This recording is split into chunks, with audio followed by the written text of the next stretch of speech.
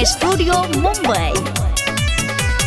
चढ़ल जवानी में टी शर्ट बाजट शोभा बढ़ावत कमर के घिसपैठ रे बाबू कमर के घिसपैठ। चढ़ल जवानी में टी शर्ट बाजट शोभा बढ़ावत कमर के घिसपैठ कमर के घिसपैठ। परस बगल में लटकाई के चलेलू काहे रोड पर मुस्काई के चलेलू काहे रोड पर मुस्काई के चलेलू काहे रोड पर मुस्काई के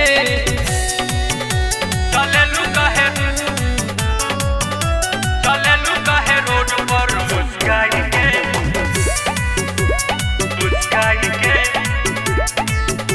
चलेलू काहे रोड पर। फैशन में आके न भूला तू होश के चलेलू काहे जवानी के जोश में तुहार चेहरा तो फेस में गुलाबी बा तोहर चलिया तो बड़का नवाबी बा। कैसे हम बताई ए बबुनी तोहर अखिया तो लागत शराबी बा। लीलरा पर बिंदिया बा होठवा पर लाली पी के पनामा न बनमत वाली गोरी ऐसे न चलो बाल बिखराई के चलेलू काहे रोड पर मुस्काई के चलेलू काहे रोड पर मुस्काई के चलेलू काहे रोड पर मुस्काई के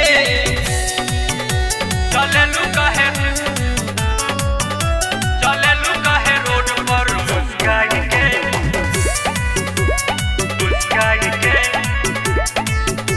चलेलू काहे रोड पर। बबुआ मुआइबू हिलाइबू मोहनिया अछरा के जैसन बासु घर बदनिया आगे जइबू तो सासाराम पड़ जाई केतना लोगवा के नजर तोहरे पर गड़ जाई। मारी स्टाइल नाई से चला ना तो नौहन के मनवा बिगड़ जाई।